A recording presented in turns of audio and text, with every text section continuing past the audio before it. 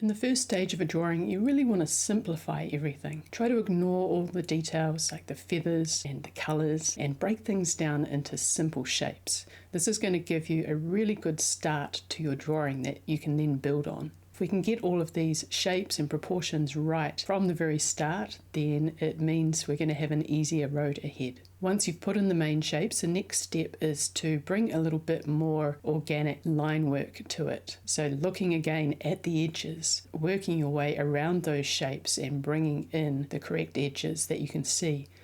The next stage is to start thinking about light and dark and shading. And what I recommend is actually drawing out some of those shapes of light and dark before you start shading. So you're creating a plan for your shading. When you're ready to add in shading, think about just blocking in some light and dark areas. Again, forget about the details and try to break it down into light and dark areas. We want to get a base layer of shading down first. What I like to do with that base layer is to smooth it out with a bit of tissue before working over top. I think it's a good idea to get some of the features of the face of what you're drawing in at an early stage, just so you can see how things are going to look. Once you've blocked out your shading, then you can start to think about surface and texture. And for this subject, I'm just working my way around following the direction of the pattern. We've got that really good base layer of shapes and angles and blocked in shading. So now we can focus on the textures and we can start to bring some contrast into those textures as well. So building up some more darks,